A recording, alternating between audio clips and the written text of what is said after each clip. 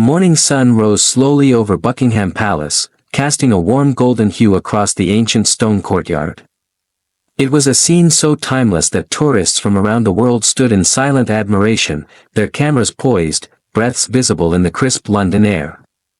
But on this day, among the crowd, stood a story unlike any other, one not of royalty or grandeur, but of a boy's unwavering dream and a mother's undying love. 10-year-old Walter sat in his wheelchair, eyes gleaming with wonder, hands gripping the armrests tightly. Beside him, his mother, Catherine, guided the wheels with practiced care. Her movements were smooth, but her heart beat faster than usual. Today was no ordinary outing. Today was the culmination of years of whispered dreams, sleepless nights, and quiet prayers. Before we begin, don't forget to like, subscribe, and comment below to let me know which country you're watching from. I'd love to hear where you're tuning in from. Mom, Walter said, voice light with anticipation, do you think they'll be as tall as they look in the pictures? Catherine smiled, brushing a loose strand of hair behind her ear. Even taller, sweetheart. Even taller, the boy nodded, adjusting his posture instinctively, mimicking the regal bearing of the royal guards he had watched endlessly on television. He had memorized their every movement, every turn of the head, every placement of the foot. His fascination wasn't born out of fantasy but out of something deeper, a desire to stand tall, to belong to something noble, something greater than himself. They came to a stop at the palace gates. Ahead of them stood guard William Stevens. His scarlet tunic immaculate, buttons shining, and ceremonial rifle held with unwavering stillness. Walter's eyes locked onto the guard as if he were seeing a living statue of strength and discipline. Without realizing, the boy sat up straighter, chest out, back rigid. Catherine watched her son with a heart full of silent ache. How many times had she seen him cry in the night from phantom pain, or frustration when his legs refused to obey even the simplest commands? And yet here he was, filled with the same determination that had carried him through endless therapy sessions and long hospital stays. Can I get closer, Mom? He asked, his voice soft but sure. She hesitated only briefly. Yes, but stay respectful, okay? Walter nodded solemnly. Of course. With slow, precise movements, Walter wheeled himself forward. The crowd parted instinctively, their eyes drawn to the boy's unwavering focus. An elderly woman nearby turned to Catherine. Your son, she said gently, he carries himself like a soldier already. Catherine swallowed a sudden lump in her throat. He's dreamed of being a royal guard since he could walk. Her voice faltered. Before the accident. She rarely spoke of it. But something in the way Walter moved today, something in the air, in the warmth of the sun, opened her heart. It was just an ordinary Sunday, she continued. He was showing his friends how the guards march. He'd been practicing every day. The driver. He was texting. He never saw Walter until. The woman's hand gently squeezed hers in comfort. The crowd leaned closer, now captivated not by spectacle but by story. The doctors said it was a miracle he survived. But the damage. Her voice cracked. They said he would never walk again. Still, Walter never let go of his dream. Even in a hospital bed, he asked the nurses to prop him up so he could practice saluting. At home, he stood at attention in his wheelchair each night. A guard never slouches, he'd say with pride. The crowd grew quiet, reverent. Even the youngest children watched in silence. He studies them, Catherine said. Watches documentaries, reads books, memorizes drills. I've caught him at night practicing head turns in front of the mirror. Just then, Walter positioned his wheelchair directly in front of guard Stevens. He remained at a respectful distance, yet his presence was commanding. His hand raised in a perfect salute, executed with the precision of someone who had practiced for years. And although guard Stevens remained stoic, unmoving, something in the boy's presence pierced through his ceremonial stillness. Unseen beneath his fur cap, a tear threatened at the edge of his eye. Guard William Stevens had stood in that courtyard countless times. Rain, shine, snow, it didn't matter. His duty was to remain still, a symbol of unyielding discipline. He had grown used to being unseen, just another part of the grandeur tourists came to photograph. But today, something changed. He had heard every word of Catherine's story. It drifted across the courtyard like a forgotten lullaby, and each syllable pierced his armor. Memories surged, the voice of his own son, James, begging for just one more story, Dad, about the palace. A promise broken by duty. A bedtime missed. A life lost in a car crash while William stood at attention. He hadn't spoken of it to anyone since, and now, here stood another boy. Small, broken in body, but whole in spirit. Excuse me, sir, Walter's voice rang out, soft but clear. I hope it's okay I'm a bit closer. I want to learn everything I can. Guard Stevens didn't move. He couldn't.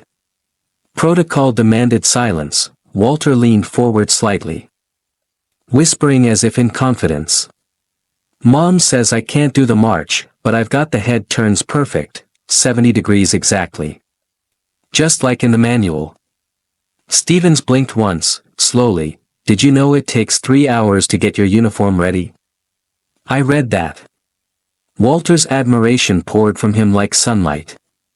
Doctors say I should dream of something else. But they don't understand. Being a royal guard isn't about walking. It's about standing for something bigger. The guard's chest tightened. Walter's words echoed what James had once said. You probably can't talk, Walter continued, but that's okay.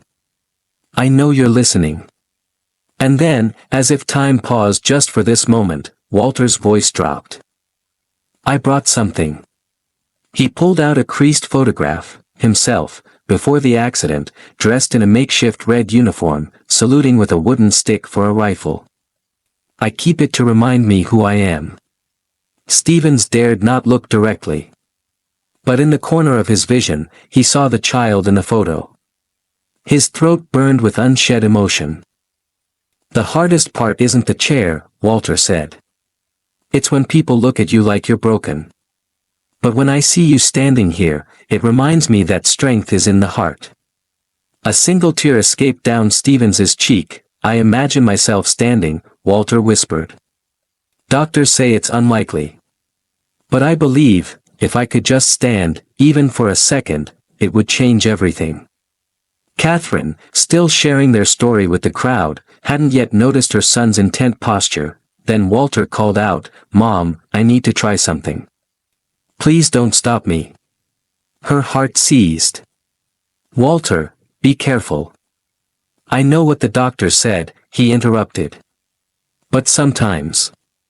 You have to believe in something bigger than what they say. He gripped the armrests. Every muscle in his upper body strained. His arms shook. His forehead beaded with sweat. And slowly, inch by inch, he began to rise. The crowd held its breath. Even the bird seemed to pause. His legs, long dormant, quivered. Whether from muscle effort or reflex, it didn't matter. What mattered was the fire in his eyes. Standing isn't just about legs, he gritted out. It's about what you stand for. And with a gasp from the crowd, Walter reached full height. He stood, tears fell freely from Catherine's eyes. An elderly woman clutched her chest.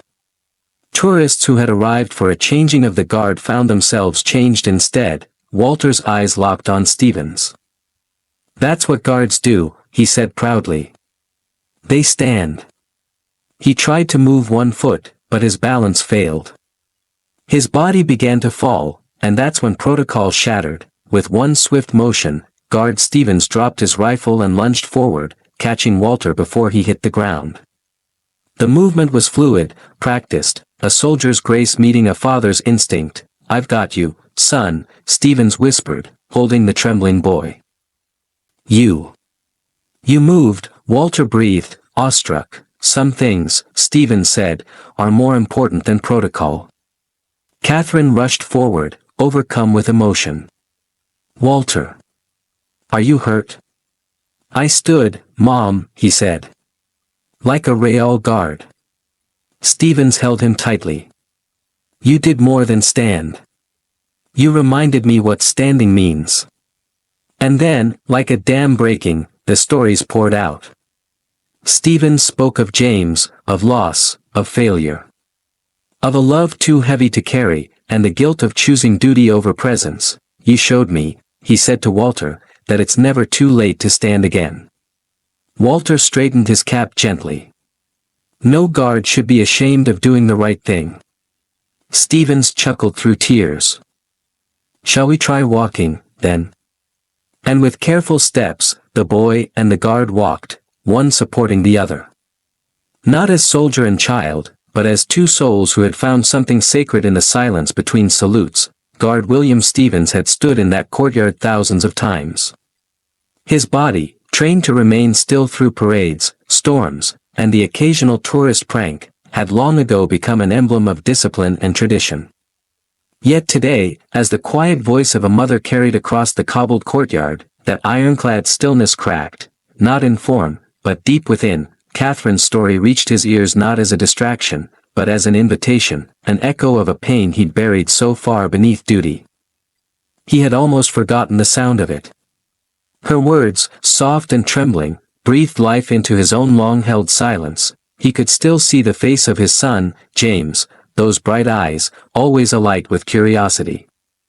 He remembered the boy's obsession with the palace, his delight in hearing tales of the changing of the guard, and the way he would march around the living room, wooden spoon in hand as a makeshift rifle. Tell me again, Daddy, James would plead, curling into William's arms. Tell me what it's like to be a Real Guard. But one rainy night had ended those stories. He had stayed late on shift. Protocol, they said. Duty came first. He missed bedtime. Missed the chance to see James' sleepy smile. And by the time he returned home, everything had changed. His wife, stricken with grief and blame, left the very next morning, taking with her all that was left of a life William had once called whole. The palace had become his sanctuary, and his prison. In the silence of each shift, he heard James's laughter. In the parade square's echo, he felt his absence. And today, in Catherine's words, he relived every breath of that loss. It was as if fate had brought Walter here, not just for the boy's dream, but for the healing of a man who had forgotten how to feel. The silence between Walter and the immovable figure of Guard Stevens was not empty. It was full of admiration, unspoken memories, and something else. Something sacred. Walter wheeled himself a little closer, careful not to cross the invisible line of protocol. His movements were deliberate, reverent. When he finally spoke, his voice was a whisper, yet it carried like a trumpet call through the courtyard. Excuse me, sir, he said, eyes fixed on the gleaming brass buttons. I hope it's okay that I'm a bit closer than the others. I want to learn everything I can. There was no reply. Of course, there wouldn't be. Walter knew that. And yet, he spoke with the respect one would offer a general. I've been practicing, he continued, lowering his voice, almost as if sharing a secret. Mom says I can't do the march, but I've got the head turns down. 70 degrees. I checked. Still, the guard did not flinch. Did you know it takes 3 hours to get your uniform perfect? I do. I read all about it. Every detail. Every crease. I even have a list of steps for shining boots. Walter's enthusiasm was radiant, uncontainable. But beneath it ran a current of quiet resolve. Some kids at school, he said, his tone dipping, they laugh at me when I say I want to be a royal guard. They say, you can't even walk. How can you stand guard? His hands curled into fists on the armrests of his wheelchair. But there was no anger in his eyes, only a glimmer of defiance. I tell them they're wrong. That being a guard isn't about legs. It's about standing for something. For honor. For courage. For others. He paused, then added gently, strength doesn't come from your legs. It comes from your heart. That's what Mom says. That's what I believe. Still no motion from the guard. But the silence felt different now, warmer, somehow. Walter leaned forward slightly. I know you can't talk. That's okay. You don't need to. You already said everything, just by being here. Then he reached into the pocket of his jacket and pulled out a worn, folded photograph. This is me, he said, holding it up, his hand trembling just a little. Before the accident. I was marching in our backyard. Mom said I looked like the real thing. I keep this picture to remind me who I am, not what people say I can't be. The photo caught the sunlight. In it, a younger Walter, legs straight and proud, stood mid-salute in a homemade red tunic, a cardboard bearskin hat perched slightly crooked atop his head. He was grinning. Not for the camera, but for the dream. The doctors say I'll never walk again. Walter said softly. But they don't understand. Standing doesn't always need legs. In the polished toe of Guard Stevens's boot, Walter saw his own reflection, small, seated, but unwavering. And in the guard's stillness, Walter found something sacred, acceptance. Recognition. Maybe even hope. Sometimes, when it's quiet, Walter said, his voice almost breaking, I imagine I can feel something in my legs. Just a little. Like a tingling. They say it's phantom, but I think maybe it's a promise. He looked up again, his eyes full, a promise that one day, I'll stand for real. Just once. That maybe today, with you watching, could be that day, and though Guard Stevens never moved, never broke form, something in the air had shifted. Around them, the world waited, as Walter wheeled himself a little closer to Guard Stevens, his gaze locked on the uniform, his voice carried a quiet, unwavering resolve. He spoke not just to the guard, but to the idea of what the guard stood for. The doctors, he began softly, they say I'll never walk again. That I should find another dream. His hands gripped the armrests of his wheelchair tightly, his knuckles white with tension, but there was no bitterness in his voice, only quiet strength. I know I can't march, Walter admitted, but I've been practicing the head turns. 70 degrees, just like in the training manual. He offered the fact as a soldier might report to a superior officer, clear, factual, and proud. Did you know it takes 3 hours to get your uniform ready every morning? He added, his voice low, as if sharing a sacred secret. Guard Stevens did not flinch or speak, as was his duty. But inside, every word struck home. Unbeknownst to Walter, the man before him was reliving his own heartbreak. His son, James, would have been about Walter's age. James, who once plastered the walls of his bedroom with pictures of royal guards. James, who used to plead. Just one more story, Dad. But one night, Stevens chose duty over bedtime. A late shift turned into a nightmare, and James was gone forever. His wife left shortly after, unable to forgive, and Stevens had buried his grief under the layers of his uniform and rigid composure. Now, Walter's voice pierced those walls. Being a guard, the boy said, his tone serious, isn't about walking. It's about standing for something bigger than yourself. Stevens felt tears prick the corners of his eyes. He hadn't cried in uniform, not in all his years of ceremonial stoicism, but this boy's belief, his understanding of duty and honor, unraveled the armor. Walter looked up. I know you can't talk. That's part of what makes you special. But I wanted you to know. I still believe. Someday, somehow, I'll stand beside you, even if the doctors say it's impossible. A drop of rain landed on Stevens's cheek, indistinguishable from the tear that finally escaped. It wasn't defiance of protocol, it was the release of a buried ache.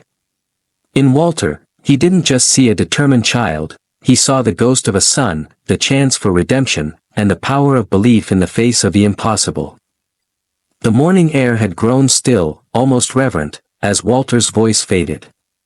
Catherine's soft narration to the crowd slowed as she noticed her son adjusting himself in his chair in a way she hadn't seen before, his hands planted, arms tense, face full of focus. Mom, Walter called out, his voice firm, filled with quiet authority. "I need to try something. Please. Don't stop me." Catherine's heart stuttered. She took a step forward, her instincts clashing with everything she'd learned as Walter's mother. "Walter, be careful, you know what the doctor said." "I know, Mom," he said gently, not taking his eyes off Guard Stevens. "But sometimes you have to believe in something bigger than what doctors say." He placed both hands firmly on his wheelchair's armrests, his shoulders rising with tension. A hush fell over the courtyard. The crowd, once tourists buzzing with cameras and chatter, was now a circle of witnesses, holding their collective breath. Catherine froze, her hands clutched over her heart. Guard Stevens, though trained to remain motionless, felt every fiber of his being tense as he watched. Walter's arms strained, trembling as he pushed against the armrests. Years of physical therapy had strengthened his upper body, but this was different. This wasn't an exercise or a trial. This was a moment of belief. A test of hope. Sweat formed on his brow, his breath growing ragged. His legs, dormant for so long, twitched, whether from effort or phantom sensation, no one could tell. But Walter did not falter. "The doctors," he gasped between clenched teeth, "they said the nerve damage was too bad. That the signals won't get through." His body lifted millimeter by millimeter, inch by inch. "But they don't know about Royal Guard signals, do they?" he added, a grin breaking through the struggle. Catherine let out a small cry, half sob, half laugh, as Walter rose higher. The impossible was unfolding before their eyes. Walter's voice grew stronger. "Standing isn't just about legs, it's about standing for something. Another inch. In training. Guards stand through rain.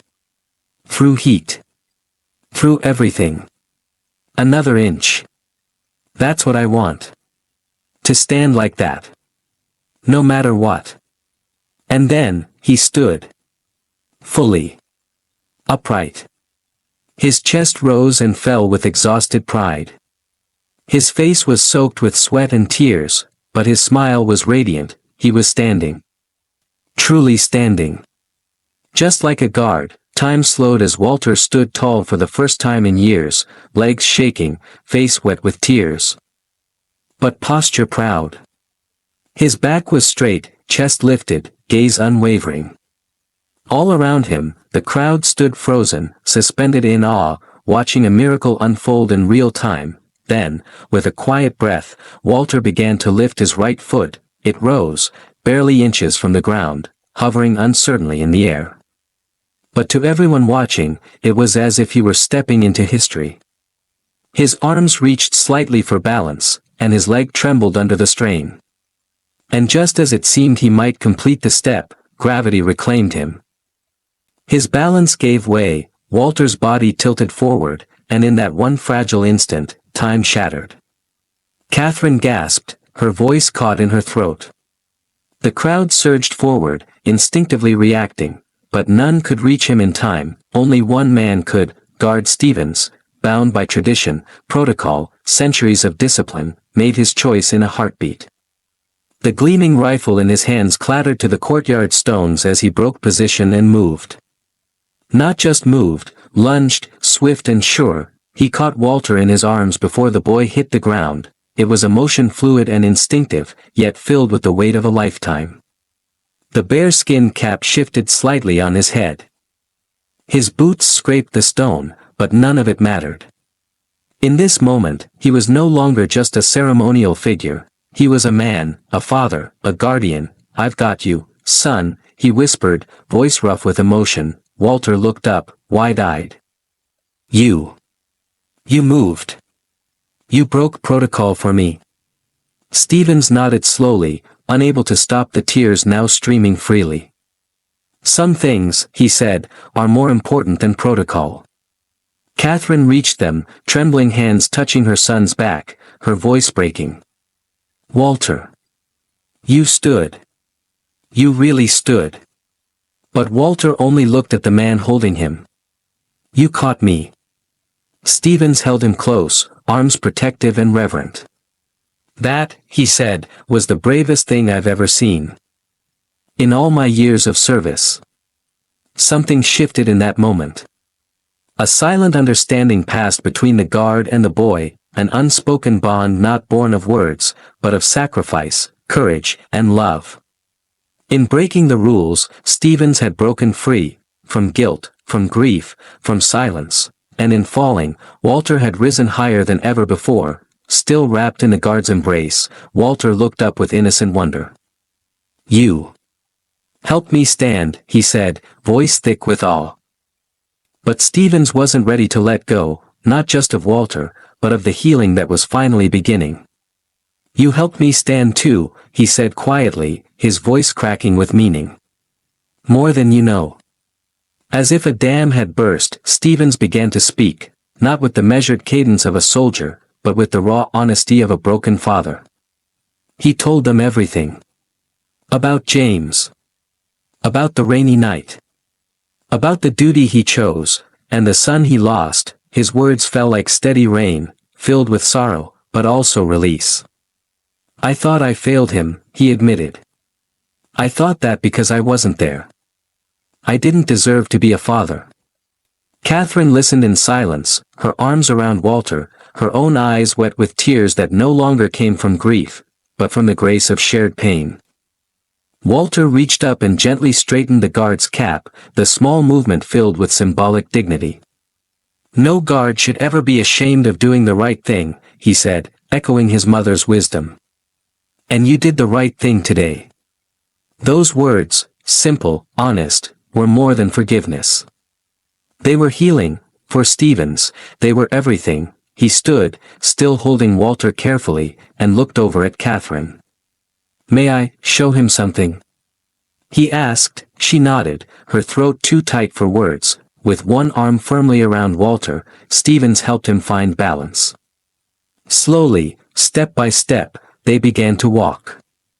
Not perfectly. Not fast. But together, back straight, Stevens instructed gently. Falling into the rhythm of a teacher, a mentor, a father again. Chin up. A royal guard always leads with dignity. The crowd didn't cheer. They didn't need to. Their silence was reverence. Every step was a testament to resilience, to second chances, to belief. "You've understood what it means to be a guard," Stevens said softly, "better than most who've worn this uniform." Walter smiled, fighting exhaustion. "Do you think James would have liked being a guard?" Stevens stopped for just a moment, eyes stinging again. "I think," he said with a trembling voice, "he would have been proud to serve beside someone like you." As they neared Catherine, Walter's face glowed not with physical strength but something far greater, a sense of purpose. Every inch forward, guided by Stevens's firm but gentle arm, felt like a lifetime of dreams slowly unfolding into reality. Catherine's tears flowed freely now, her hands trembling over her heart. She didn't rush to meet them, didn't interrupt the moment. This was Walter's march, his first, and already legendary, "Mom." Walter called, wonder in his voice, "Look. I'm walking." His legs were visibly trembling, each step a struggle. But with Stevens at his side, supporting without overshadowing, Walter moved forward. The crowd, once casual tourists, now stood solemn and reverent, as if they had stumbled into something sacred. No camera flashed. No whisper broke the silence. It was a ceremony of courage, you know, Stevens said softly, his voice carrying a blend of military cadence and paternal care. Being a royal guard isn't just about standing still or marching in step. He adjusted his grip on Walter gently, eyes focused on the boy's determined expression. It's about standing up for what's right. He continued, and helping others stand when they can't do it alone. Walter's steps were shaky, but his confidence surged with every inch of ground he gained. He wasn't just learning to walk again, he was learning what it truly meant to wear the uniform he so admired. "Do you think?" Walter asked between short breaths, "Do you think James would have liked being a guard too?" Stevens paused, not in his steps, but in his soul. The boy's question hit a place inside him that had been locked away for too long. He didn't answer right away. Instead, he helped Walter take another step. Then another. Finally, with a voice heavy with memory but lightened by healing, he replied, "Yes. I think he would have. And I think." His voice broke slightly. He would have been honored to serve alongside someone as brave as you. They had reached Catherine now. She opened her arms, and together, mother and son embraced Stevens, not as a guard, not as a stranger, but as someone who had become part of their story. Their family wasn't what it once was. But in that moment, it felt whole. The embrace between Catherine, Walter, and Stevens was more than a gesture of affection. It was the silent sealing of a bond forged in courage, loss, and hope. It marked not an ending, but a beginning, gently. Stevens helped Walter settle back into his wheelchair. But unlike before, it no longer symbolized limitation. It was now a temporary seat on a longer journey, a moment of rest for a young soldier in training. There was no air of defeat, only the sense that lesson 1 was complete, and the next chapter was ready to begin. Same time next week?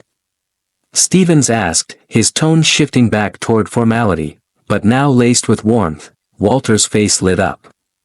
Really? You mean it? Stevens nodded. A proper guard needs regular training, doesn't he? Walter sat straighter, his posture crisp. He raised his right hand and executed a flawless salute. "Yes, sir," he said proudly. Stevens returned the salute with perfect form. But his eyes were far from ceremonial now, they were full of life. "Until next week then, Guard Walter." He turned to return to his post but paused. Without turning back, he said, "And Walter. Thank you. For helping me stand again too."